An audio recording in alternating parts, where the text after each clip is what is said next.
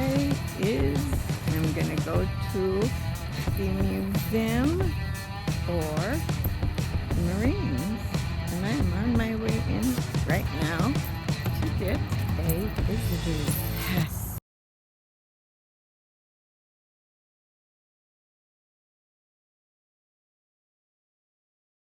A man named Waterhouse, Colonel Waterhouse, is a very famous Marine painter. And what he has done throughout his career, he lived to be over 100, he was tremendous individual. He would go and take battles and do a series of paintings about certain wars, certain battles. And one thing you could count on from Colonel Waterhouse was the fact that they were going to be authentic. One thing we could always count on was the fact that if these uniforms were painted by Colonel Waterhouse, and this was supposed to signify 1846, then these were accurate uniforms. They were accurate weapons. The horses and the bridles and everything in here, he would research meticulously to make sure he got them correct. And so historians actually use his paintings for the battles and for the Marine Corps and stuff prior to photography, to make sure they get it right, to make sure they understand what uniforms were worn and when and how. And this gallery here is the Mexican War from Colonel Waterhouse. These are all originals. He had a couple of little quirks. Not only did he make everything as accurate as he possibly could with the weapons and the uniforms and stuff like that, he had a fondness for animals. And so you always got to try to point out and look out, just for fun, where his little animals are. You can see this one. We got a little dog leading the charge. Back in this one, there's a little rabbit in here somewhere. Like I say, you really got to look for him. You can see there's another dog running through the picture here. You see the rabbit? No, in the center. In the center. Right there. Okay, there he is. But you'll always see some type of humanistic kind of a thing in Colonel Waterhouse's paintings. This painting back over here, this is the landing at Monterey. The Marines and the Navy, back in the 1840s, we didn't have bases established. This wasn't part of the United States yet. So Marines had always been detachments aboard ships. That's what we did. We were from November 10, 1775, that was our assignment, was to go aboard ships and be a Marine detachment. The Marine detachment, we provided security for the ship. We were the sharpshooters. We've always been the best marksmen in the world. We were the sharpshooters that would climb up into the rigging and shoot down on opposing ships' decks to keep their gunners off the deck, to keep their officers off the decks, and to wreak havoc aboard the other ships. We were the boarding parties. Back then, the protocol, international protocol, countries, you would have a standing army and a standing navy. And if you took your army, because let's say you had civil conflict in a country, and some of your citizens were endangered, citizens who had gone to establish a trading post or just to live or just to be, and you took your standing army into a opposing country, that was an act of war. But you could use your Marines, because we are modeled after the British Royal Marines, and you could take Marines off of these ships in ports all around the world, China, the Middle East, and you could use your Marines to go ashore. If your citizens were threatened, let's say you had an American colony in Hong Kong or Canton, which was one of our first excursions into China, that was 1828. There was just a lot of civil unrest, and our citizens were in danger. And so a group of Marines, detachments from a couple of the Navy ships that were in the vicinity, sent the Marines ashore just to protect our citizens. It wasn't an invasion, and international protocol will allow that. It wasn't an act of war. Had you sent your standing army into there, that would have been an act of war. It might have triggered declarations of war, and ended up in something like World War I. But you could send Marines ashore, because we would just go ashore until things calmed down. And then we would embark back aboard our ships and go away, or just make sure everything was fine. And that's all he did, and everybody was cool with that. That wasn't a declaration of war. And so he tried to picture just what was going on in these different types of excursions. Now, Monterey, for example, this photograph here, they actually invaded Monterey before the war was declared.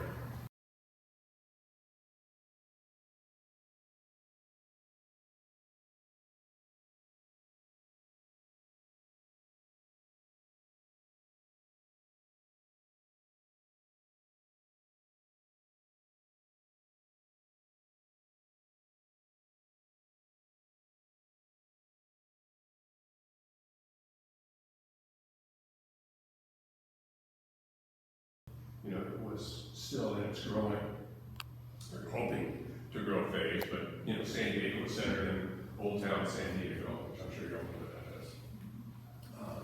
And it wasn't until Alonzo Wharton came along, just after the Civil War, bought the Wharton, what do they call it? Wharton Annex, I believe they call it, downtown, which is where I live now. You began to fill in the bag, build wharves, and that's when San Diego began to grow. But they still wanted, for the grinder, they're all in the National Register of Historic Buildings. The colonnade, what we call the colonnade, is half mile long. The grinder is half mile long. And back during the early part of the 20th century, when airplanes were slower and biplanes and stuff, airplanes actually used this as a landing field. And the idea was they were supporting, they were Marine airplanes, and we were trying to bring in the Marine wing to make, you know, when you went into battle, that way they were integral to the Marine Regiment or to the Marine Division. Of course, they kind of outgrew that. But you can see it back in the early days. I mean, we spit shined our boots. There were black leather boots that we wore, and we spit shined them. And you can see these guys are going on parade. And I bet you they're not the happiest guys in the world. Because their boots were spit shined, and you can see they're marching in the dirt, marching in the dust. They didn't pave the grinder until about 10, 12 years later, when it became paved and we wouldn't have to get our boots dirty anymore, at least on parade. You got plenty of opportunities to get dirty. Purpose several times. Sure. I think it began out as a barracks, and then it became a medical facility. This guy did stuff. We didn't turn it into the museum. Guys like me, they usually know what they're talking about. So we're the only one west of the Mississippi. This photograph here, we used to go on parade a lot, just to entertain the crowd, you know, and. There was a lawyer once, his name was Francis Scott Key. He penned a song that I'm sure you're aware of. You've seen it. It's in most hymnals throughout our churches. It's called the National Anthem. It is our song as an American.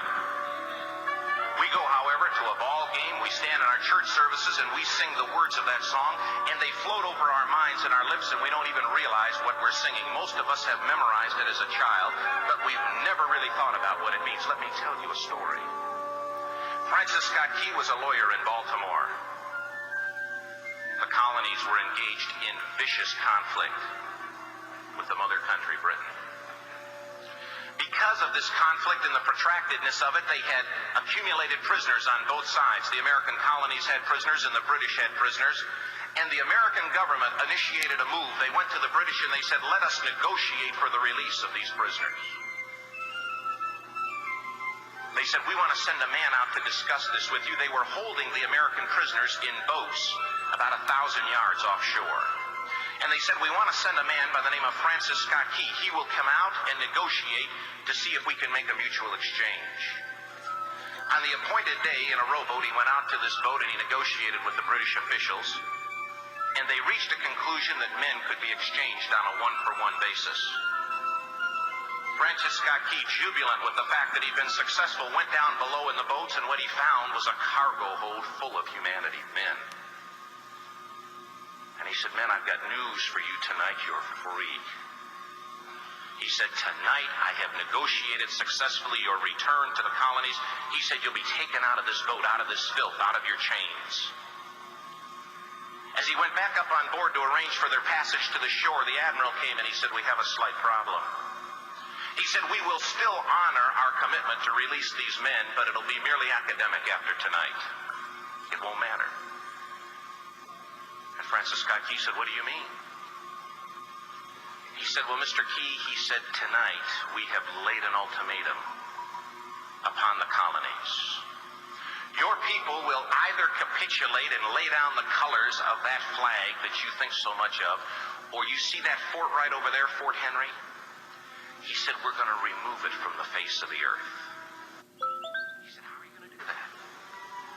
He said, if you will, scan the horizon of the sea. And as he looked, he could see hundreds of little dots.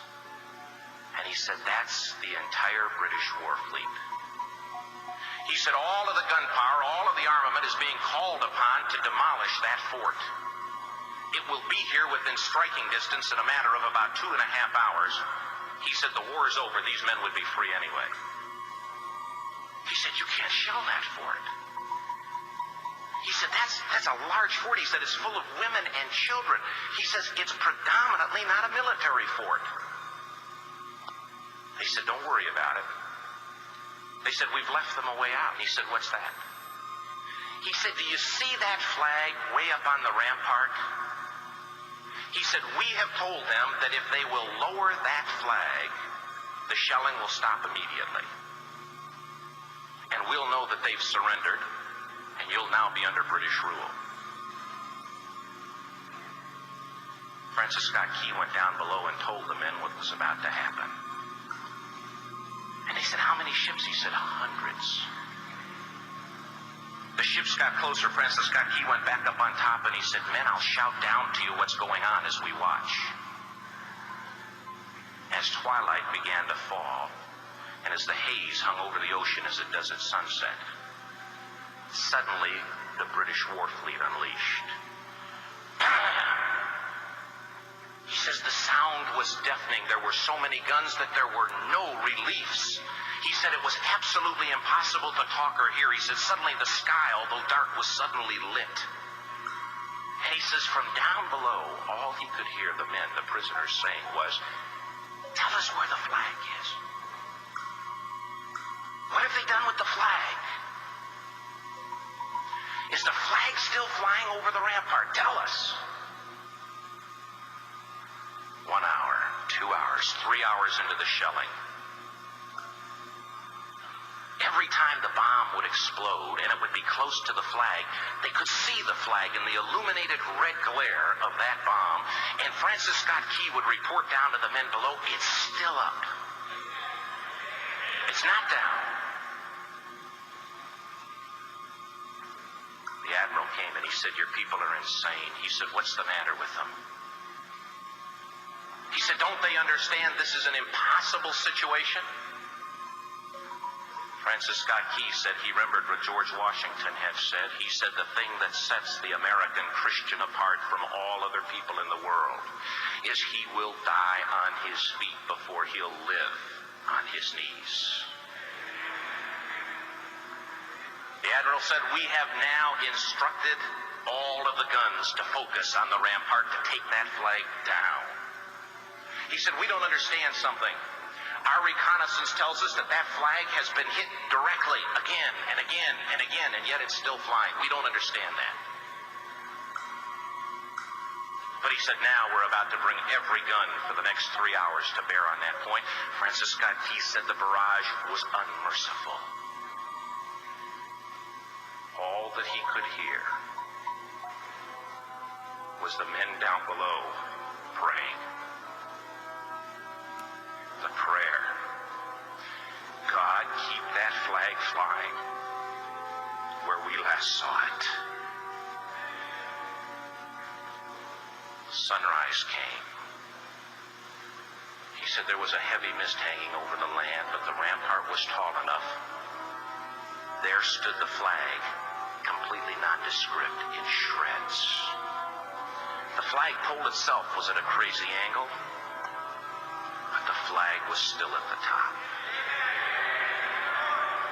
Francis Scott Key went aboard and immediately went into Fort Henry to see what had happened. And what he'd found had happened was that that flagpole and that flag had suffered repetitious direct hits. And when hit had fallen, but men, fathers, who knew what it meant for that flag to be on the ground, although knowing that all of the British guns were trained on it, walked over and held it up humanly until they died. Their bodies were removed and others took their place. Francis Scott Key said what held that flagpole in place at that unusual angle were patriots' bodies. He penned the song, "Oh, say can you see by the dawn's early light what so proudly we hailed at the twilight's last gleaming. Or the rocket's red glare, the bombs bursting in air, gave proof through the night that the flag was still there. Oh, say, does that star-spangled banner yet fly and wave o'er the land of the free and the home of the brave? The debt was demanded, the price it was paid. Oh, say, can you see by the dawn's early light what so proudly we hailed at the twilight's last gleaming, whose broad stripes and bright stars through the perilous fight o'er the ramparts we watched were so gallantly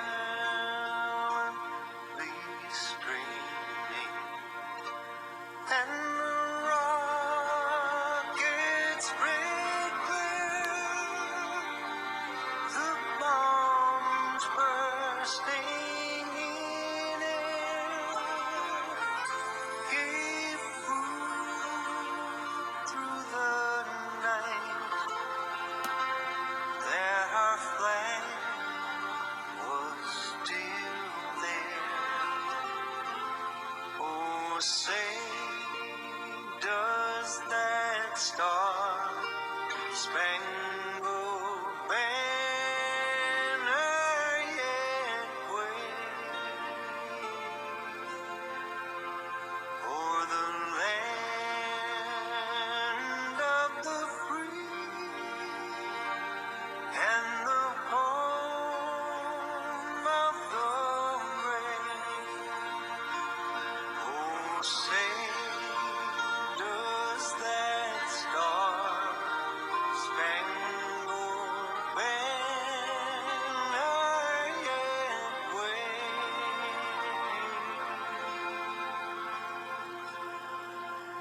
o'er the land of the free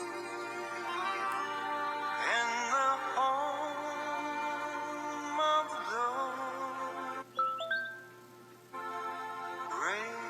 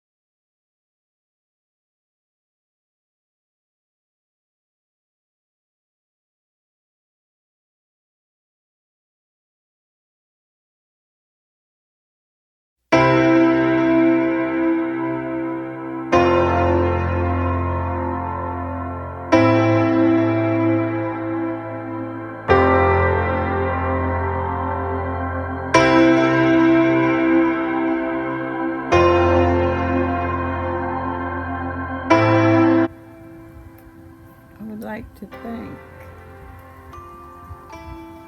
every man, woman, and child that has served in the military, and all those that are serving in the military. Because if it weren't for those fine, strong, brave people, then this country, it wouldn't be a good place to live. It wouldn't be the United States. It's those ones that go out there and fight for this country every day. And they work hard. Yeah, and their families work hard too.